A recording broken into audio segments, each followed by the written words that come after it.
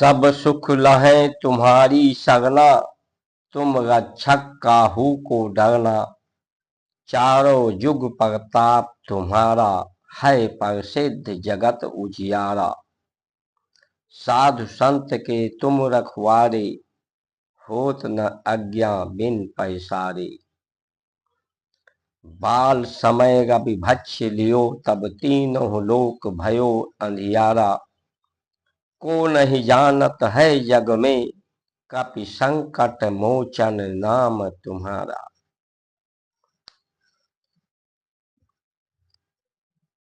सब सुख सिर्फ भारत की संस्कार संस्कृति सनातन धर्म की शरण लेने पे प्राप्त होता है। हनुमान, हनु यानी छोटा, लघु, मानना, अपने को छोटा मानना। राम का सेवक, राम का दास के रूप में स्वीकार करना। अपनी समस्याओं को छोटा समझना।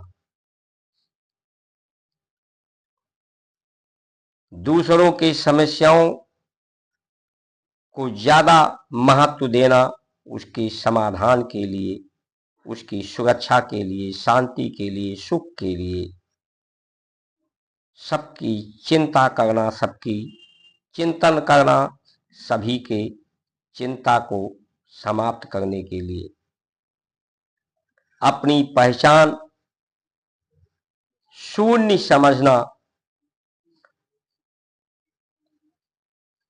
जैसा कि हनुमान जी ने सदा जो कार्य किया है उसका आश्रय राम को दिया है, शक्ति को दिया है, परमात्मा को दिया है, राम स्वरूप परमात्मा को, और आश्रय भी परमात्मा का ही लिया है, ऐसा अनुभव किया है। तो हमारी पहचान, जगत की पहचान शून्य है। हमारी पहचान हमारी पूर्वजों से, हमारी पहचान परमात्मा से है, हमारी पहचान प्रकृति से है, इस धरती से है। उन्हीं की पहचान को बनाए रखना, उन्हीं के पहचान को सिद्ध करना ही जीवन का अर्थ है, जीवन का महत्व है, जीवन का उद्देश्य है। बाल समय जब रवि भक्ष लियो, रवि यानी प्रकाश जब साधना में होता है, व्यक्ति साधना करता है, उपासना, तो इंद्रियों की स्वच्छंदता पर, निरंकुश जो इंद्रियां हैं, जिनकी निरंकुश स्वच्छंदता के कारण दुख है, इंद्रियों का जो सुख है वो सीमित है। सीमित सुख, सीमित समय के लिए सुख, और जीवन को असहज, असीमित दुख देती हैं ये।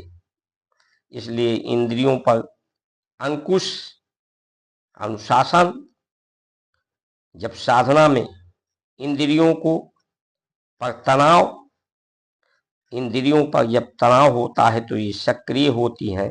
मानसिक तनाव, बौद्धिक तनाव, चिंता समाप्त होती है।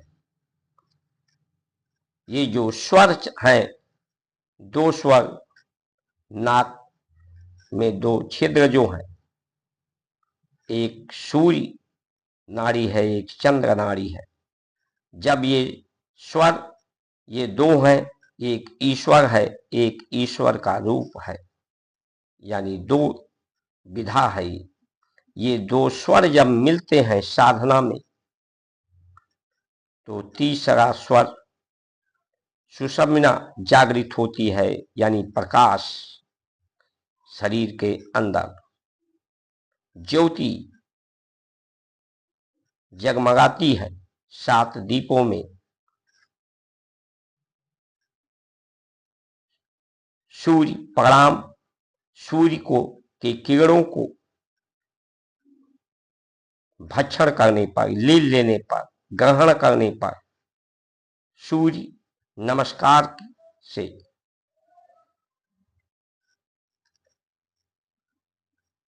तो अंदर की जो स्फुरा है, स्फूर्ति, चुस्ती, अंदर से शक्ति, अंदर से आनंद, प्रसन्नता प्रफुल्लित होती है, प्रकट होती है। तो जगत के सहारे, साधन के सहारे, सुख के सहारे, इंद्रियों के सुख के सहारे जीवन नहीं होता है। इसी को अंधियारा कहा गया है। यानी जगत के इंद्रियों के सुख के सहारे व्यक्ति नहीं रहता है। आनंद स्वयं उसके अंदर से प्रकट हो जाता है, प्रफुल्लित हो जाता है। शांति, संतुष्टि उसे प्राप्त होती है और दुखों से, दोष से, द्वेष से, राग से, रोग से, भय से, संशय से मुक्त हो जाता है। मृत्यु एक संशय ही है, भय एक संशय ही है। जब परमात्मा चूंकि अंश में है, ईश्वर अंश, जीव अविनाशी, इसलिए ये आंशिक शक्ति मनुष्य के पास है। पूरे प्राणियों के पास आंशिक शक्ति, आंशिक जानकारी, आंशिक ज्ञान, आंशिक सुख, आंशिक समय प्राप्त करता है। लेकिन जब सत्य से, अपने से जुड़ जाता है, सत्य से जुड़ना ही सतयुग है। जब अपने ये मन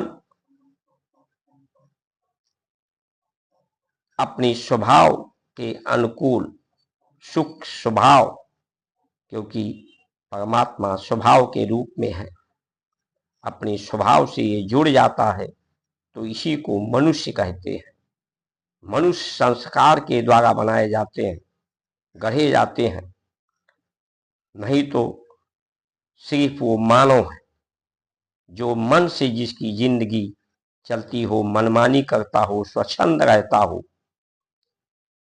इंद्रियां निरंकुश रहती हो।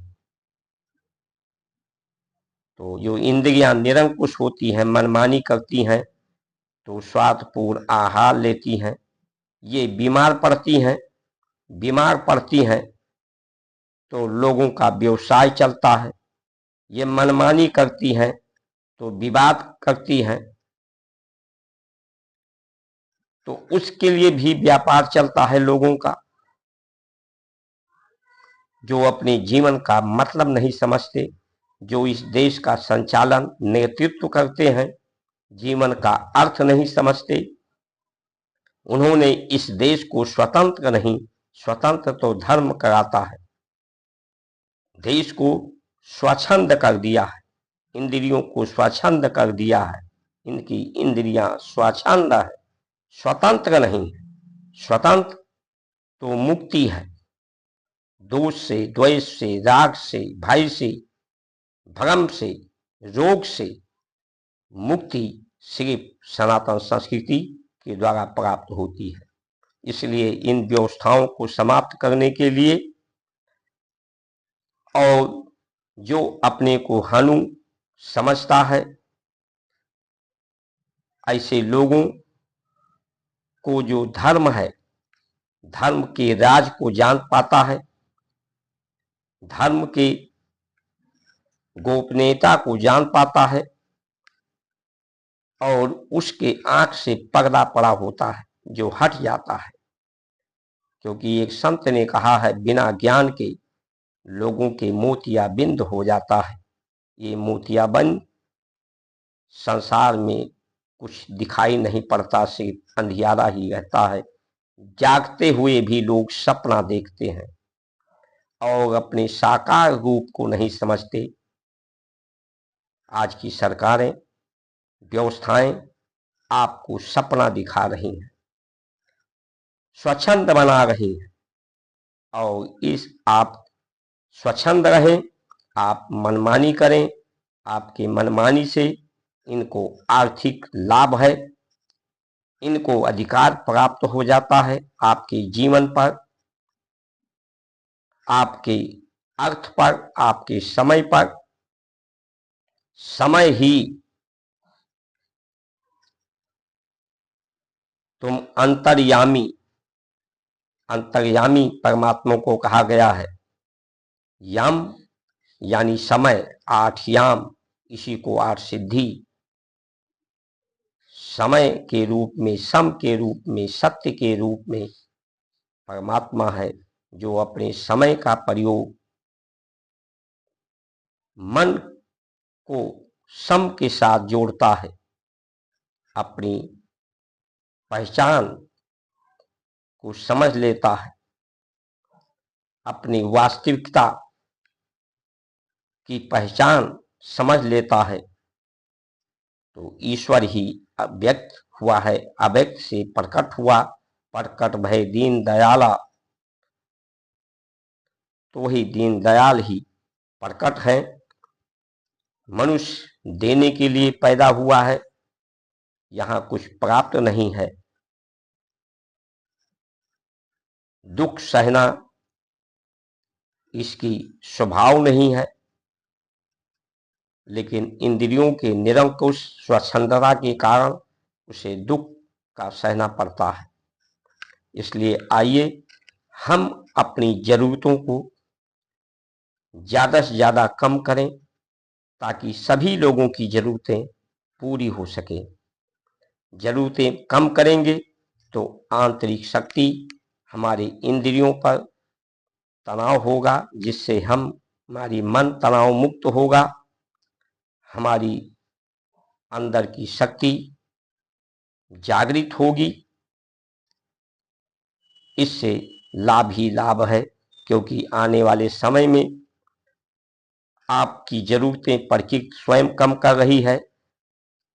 वायुमंडल से ऑक्सीजन कम होता जा रहा है, शुद्ध जल, शुद्ध सांसें और अन्न का उत्पादन भी घटता जा रहा है, किसानों की अनदेखी करके। इसलिए अपनी जरूरतों को कम करेंगे, यही सबसे बड़ी क्रांति होगी। जरूरतें कम होगी तो ये जो मनमानी करने वाले लोग हैं, इनको ज्यादा धन नहीं मिलेगा, ज्यादा टैक्स नहीं मिलेगा।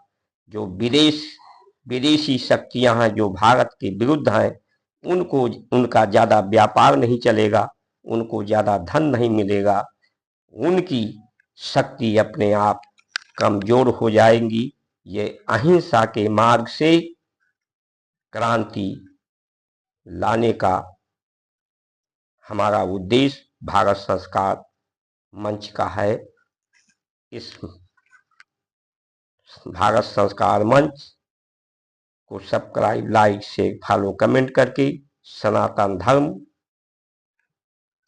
को सहमति दें। जगत के कल्याण के लिए जय श्री राम।